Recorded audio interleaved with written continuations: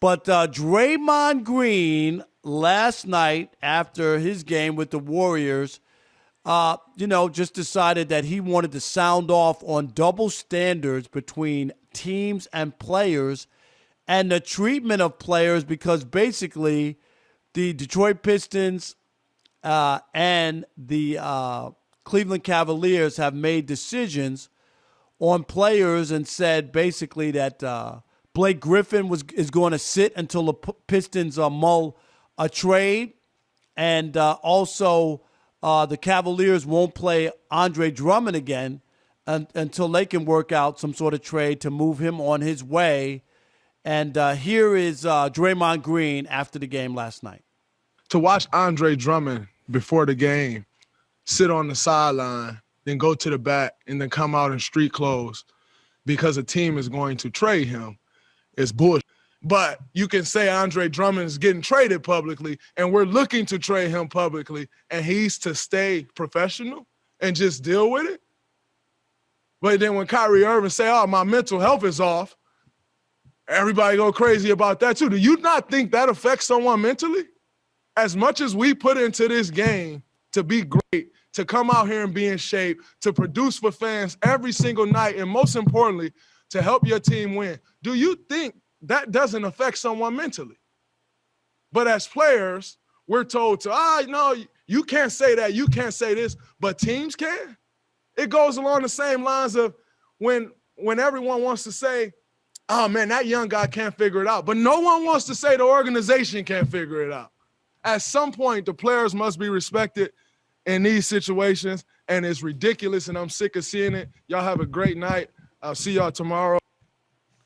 TJ, help me, please, because I want to hear from a former player who's been through, organizations. You played most of your career with the Cincinnati Bengals, but you played with other teams. Please help me with Draymond. What is he talking about? I watched the entire interview. It was about 3 minutes. And when you sit down and listen to everything that Draymond is saying, he makes a hell of a point, man. And let me say this. The Cleveland Cavaliers and Andre Drummond and the Detroit Pistons and Blake Griffin, neither team, they're not any good. And so I'm not sure they would probably want to play anyway. But if they do, God, he makes a hell of a point. Anthony Davis gets fined for saying, I want to be traded. But a team can say you're on the trading block and it's fine. And he brought up another point that we didn't play was Kyrie Irving talked about his mental health issues. What do you think that does to a guy when you tell him you're on the block, you cannot play? You've put in all this work in the offseason to get ready to play, but we're going to put you on the block. You can't play. Go sit your butt down. When we trade you, then you'll play with your new team.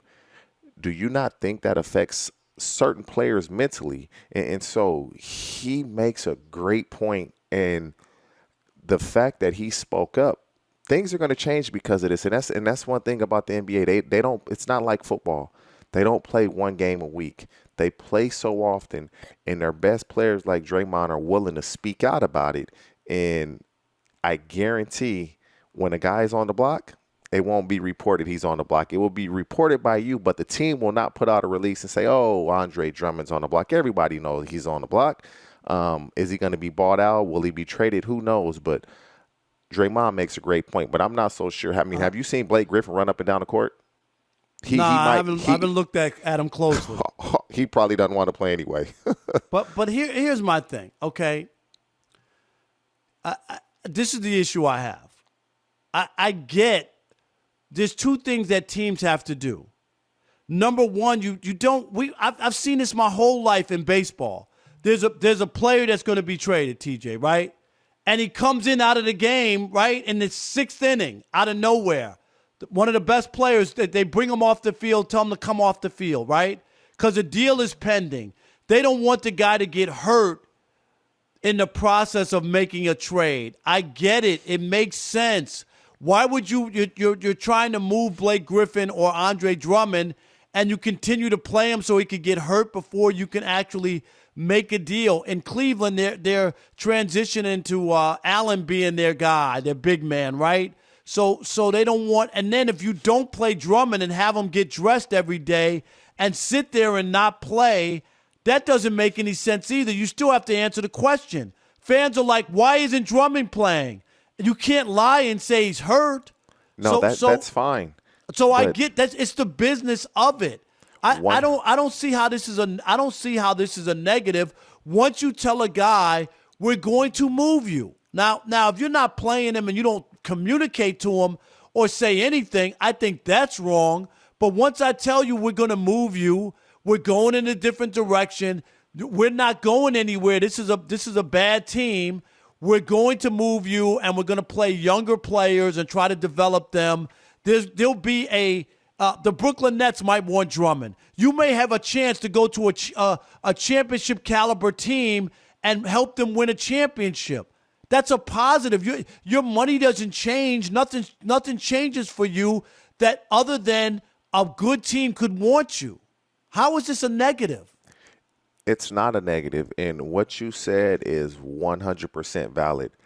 The point Draymond is making is this: how can you fine Anthony Davis $50,000 for saying I want to be traded?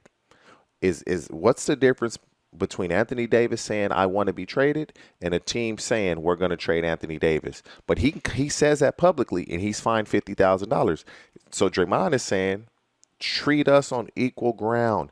If you can tell everybody that I'm on the trading block, why can't I come out and say I want to be traded? That's the point he's making. At some point, we need to be treated fairly and equally.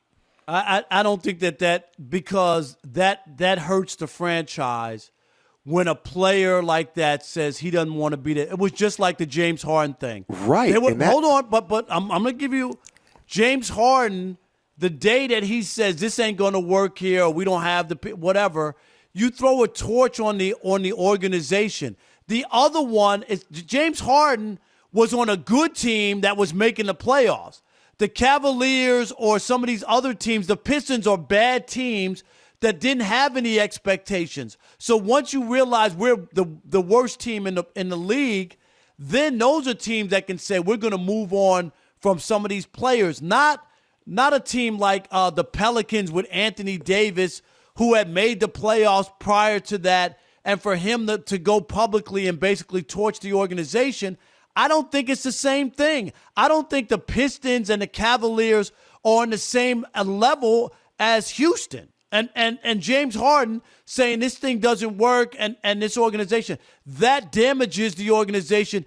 That damages whether or not you'll be able to get anything for him in a trade. So I do understand why a player, you could do it privately, TJ, but publicly, I don't think that's good for business. That's why you can't allow somebody to torch the organization and just say, get me out of here. This place sucks. This place stinks. I don't have any leverage now. You know what I mean? I got a disgruntled player, and now what? Look at in football, right? With Deshaun Watson, right? When you go out and publicly do that, it makes it tougher to be able to get a trade for you. It makes it tougher. To me, you made Draymond's point. You made Draymond's point for me. It's simple. You said it damages the organization. At some point, the player has to be brought up, because what Draymond is saying is this could damage the player. The way you say, oh, Anthony Davis come out saying I want to be traded, that damages the organization.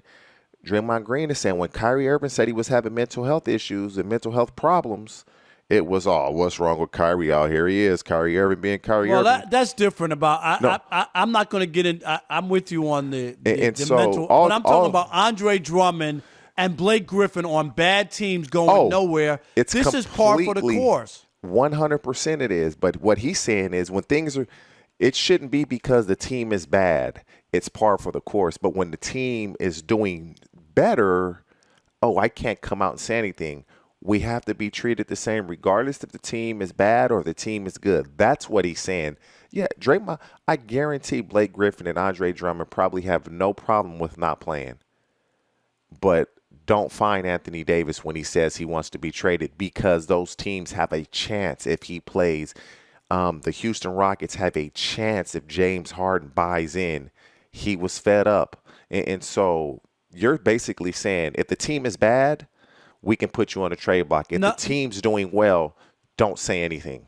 no, but there's also tampering. You're under contract, TJ. You signed a contract with an organization.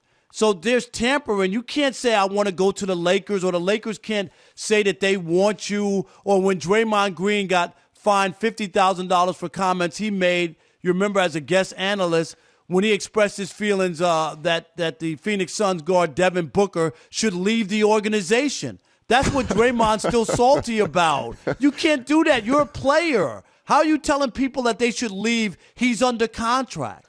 You can't have people just tampering with other players. It's just not. Does that make sense to you? No, it doesn't. Now, what happens if Harden doesn't say anything about wanting to be traded? We hear nothing about it publicly, and he plays the way he did early on with Houston in the type of shape he was in. What will be the narrative then? No, I get that, but here's my point. You get the flip side where players go, they get traded out of the blue and they don't know and their feelings are hurt. I thought I didn't know this was happening. I didn't know what happened to I was happy here, and all of a sudden, right? If you don't, huh? Well, so if you don't say anything, then people feel like what? I got blindsided. I think the reason that they make it public is people want to know why Blake Griffin and Andre Drummond aren't playing. You got to be able to give people a reason, because also you look at it and go, oh, this organization is tanking, right? They don't want to play. Andre Drummond's a good player. Blake Griffin is a good player, and now the Pistons don't want to play them. So as a fan, it's a little different because we're in COVID and people aren't buying tickets or going to games.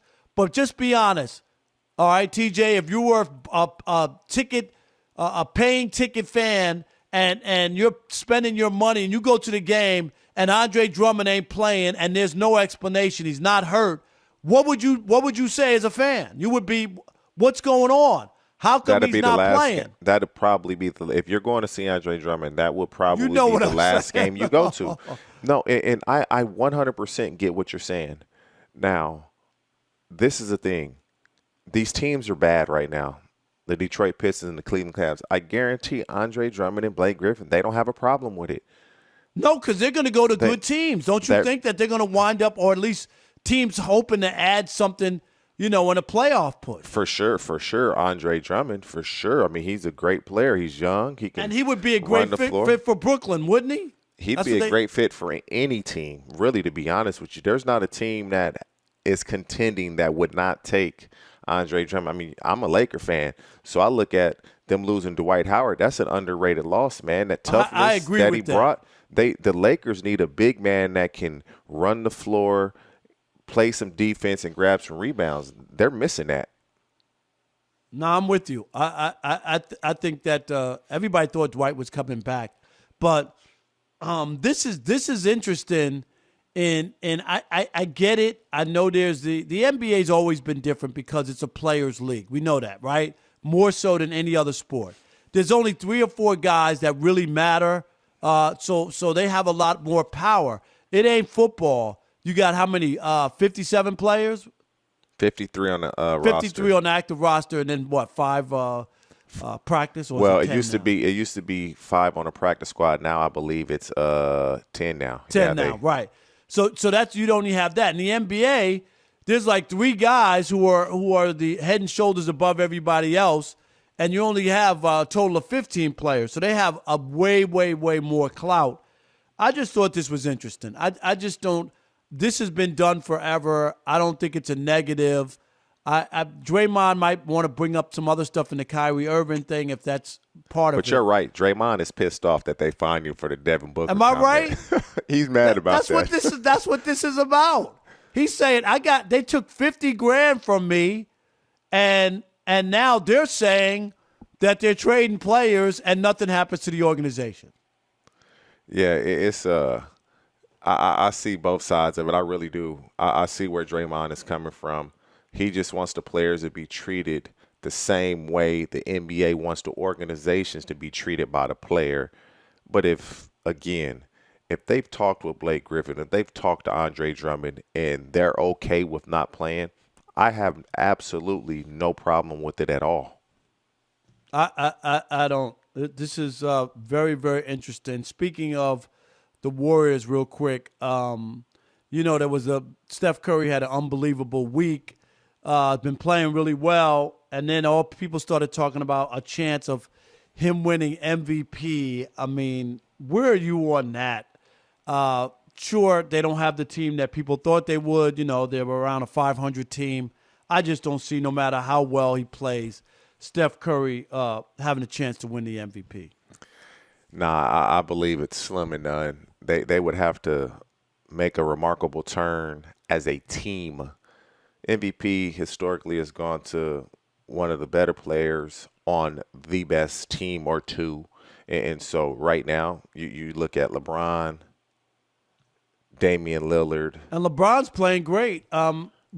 Without Anthony Davis, a lot of minutes, putting up numbers. I think he's the front runner right now. It's almost crazy, man, when you look at his age. It's never seen this before, man. You've never seen a guy perform at such a high level this late in his career at this age, and there's no drop off. Like it's almost crazy. It's no drop off. And whatever LeBron is drinking and eating, everybody needs to get on that plan. Be careful now. Be careful. Hey, if you can get on that plan, get on it, because it's tried and true and it works. No, I definitely hear you, but it'll be interesting to see how it plays out. I just think the Steph Curry thing is maybe a little premature. No, I think they'd have Warriors, to be one of the top 4 teams in in the West. Yeah. It's almost impossible for Steph Curry, unless he just single-handedly carries them to a top 4 seed, which is virtually impossible in the West. I mean, he's having a great year. Well, let's say the last 13 games, we would say. Yep. But it's almost impossible in my eyes. All right, let's bring in a friend of ours, a guy who played 10 NBA seasons. He played on 9 different teams. The well-traveled, well-spoken Ryan Hollins, and an NBA analyst. What's up, Ryan? How are you? Welcome to the Dan Patrick Show.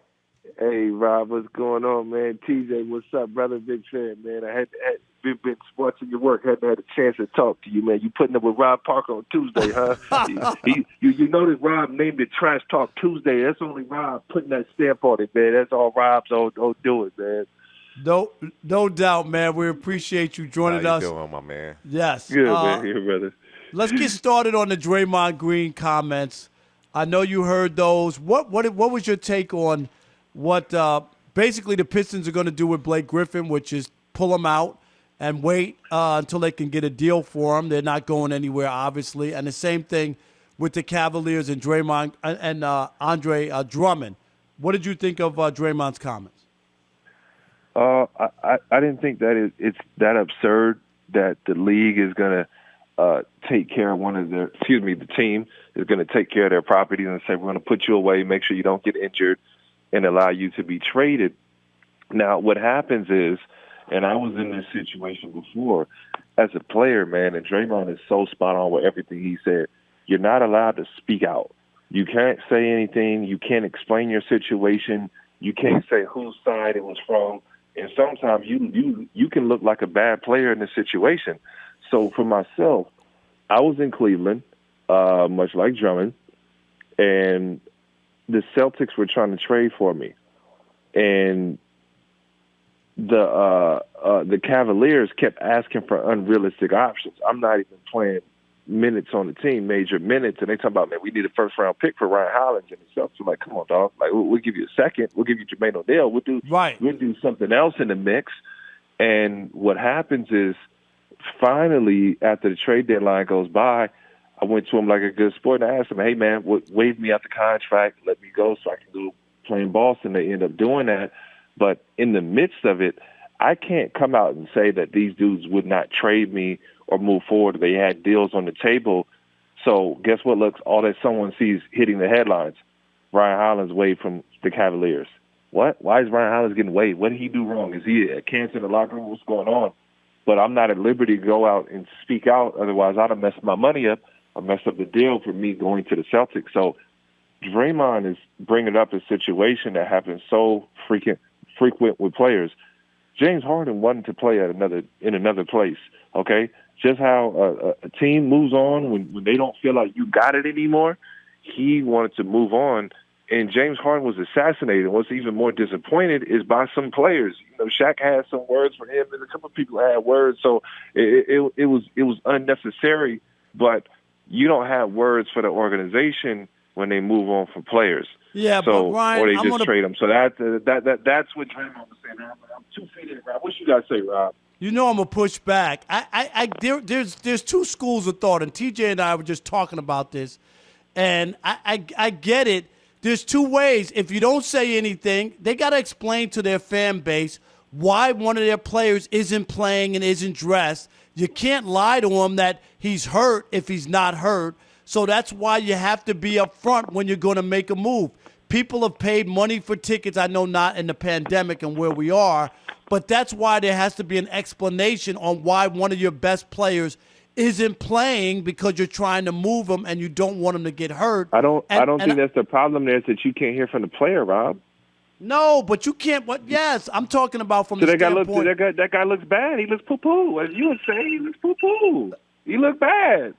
He looks like a You think that Andre Drummond looks bad, that he's going to go to a contender? How is that bad for him? Listen, not Blake Griffin, but guys, TJ, am I wrong? Blake Griffin looks bad. Everybody asking, he got a bad knee. There's something wrong with him. He looks horrific now. I told Rob, I said, have you seen Blake Griffin run up and down the court? He's glad he's not playing.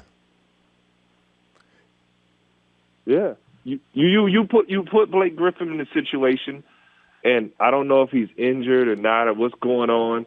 Blake wouldn't surprise me, and I play with Blake Griffin. If Blake Griffin gets to the Brooklyn Nets or somewhere, and all of a sudden he's windmill dunking, he's going over there, and he's absolutely a serviceable player. I don't think he's quite the athlete that he was when I played with him. That boy was doing something different. Okay, he was up there with Deshaun Kemps and all them as far as dunking a basketball.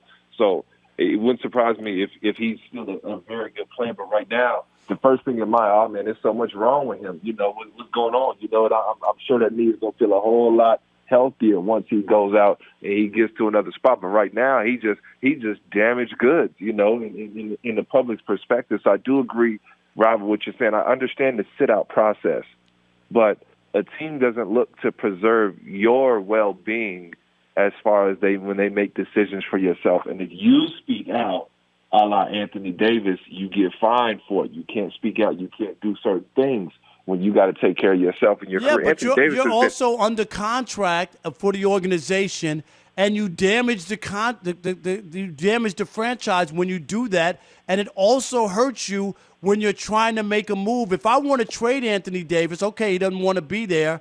Once I say I only want to go to the Lakers, that kills the value for me. That's why players can't just say, I want to go to that team, because now there's no trade value for you. You hurt me. I'm handcuffed. I got to take whatever that team offers me, and I can't make a move. I don't think the teams are out of bounds trying to protect the value of the players if a player doesn't want to be there. When I'm pigeonholed and you exclude the other 29 teams in the league, I'm stuck. I'm bent over a barrel. I got to give the Lakers you and take whatever they give me because you don't want to play here. So I can't buy the whole argument by Draymond Green. I understand that it's not always fair, but I do understand it.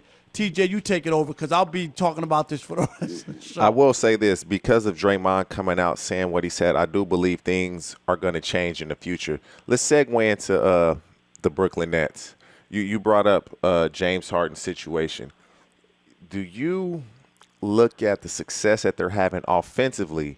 Do you look at it as Kyrie Irving maturing or James Harden deferring and say, you know what, I'll do whatever needs to be done so we can have success? This is all about James Harden, but this was ultimately the fit. Off of one act that we're trying to, say he's a saint over, saying that Kyrie said that, hey, James, you're the point guard. He went to him. I'm not going to lose my mind.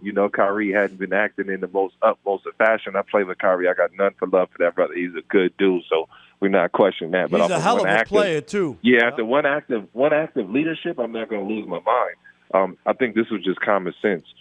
James Harden was asked by the Houston Rockets organization to score the ball the way that he did, and he was labeled as this selfish guy. He didn't go out and throw his front office under the bus or throw D'Antoni under the bus. He just went out and got buckets.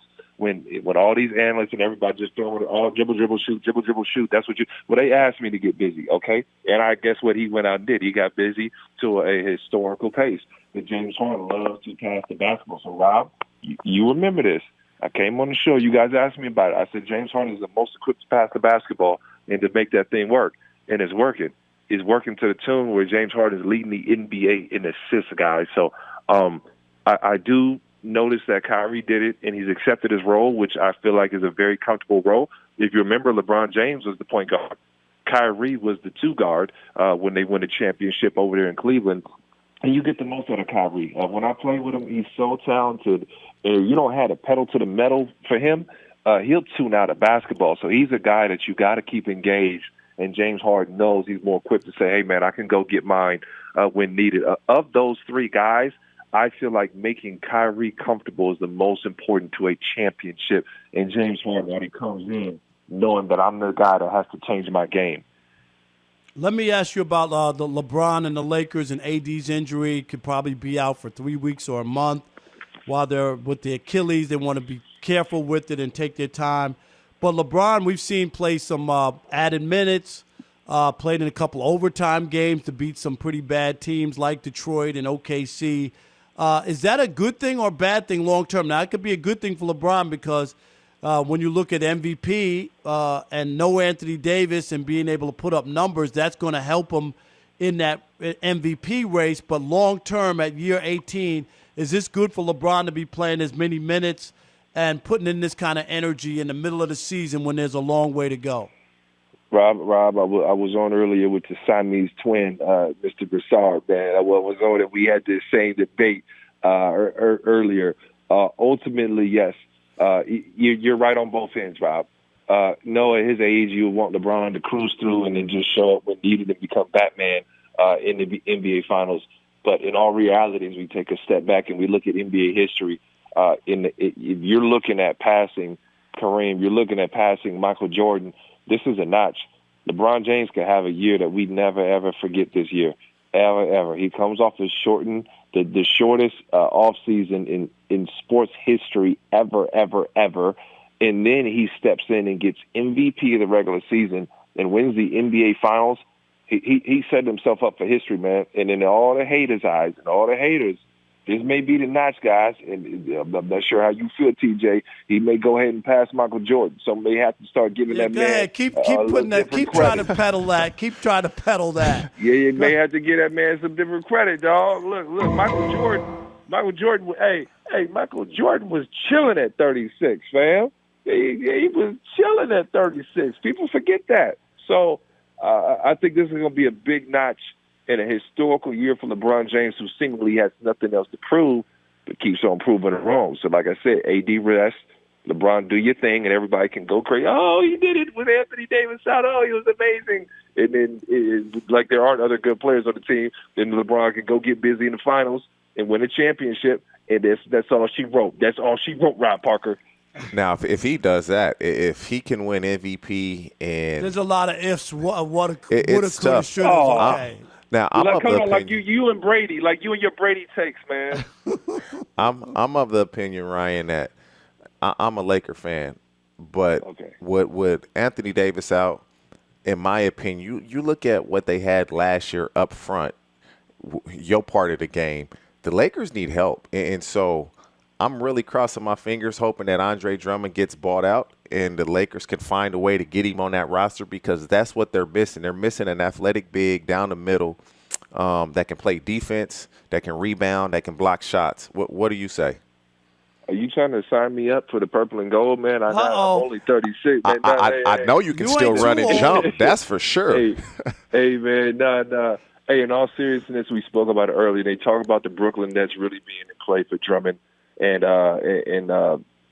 Blake Griffin and all these guys. And don't be surprised if I'm JaVale McGee. I'm begging to get out. They ain't saying my name yet, but I'm like, dog, you know you got to get me out of here. If I'm Drummond, and I maybe want to take less of a role, but guarantee a championship, I go to the Lakers.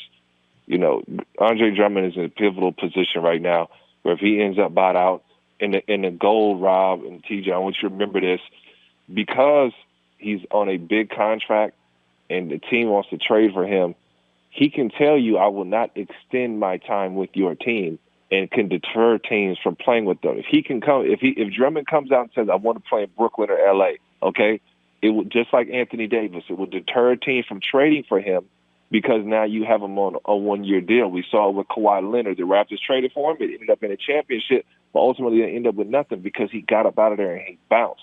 So Drummond is in a similar situation. If he can tell teams either behind the scenes or publicly that I will not re-sign with your organization if you move forward and trade for me. But, you know, the Lakers absolutely need something in the paint. And the one thing you really don't want to do, I love Marc Gasol. I play with him. But you don't want to be putting the stress at the rim of Anthony Davis having to play big, especially not in the playoffs. If he's got to see Rudy Gobert, Nikola Jokic, Joel Embiid potentially in the finals, or let's say if Drummond does make it on the other side, he would have an absolute field day because AD does not want to run around and chase the big boys, take them off the glass. All right, he is Ryan Hollins, former NBA player and NBA analyst. Ryan, man, we appreciate you giving us some time and knowledge here on the Dan Patrick Show. Appreciate you. Hey,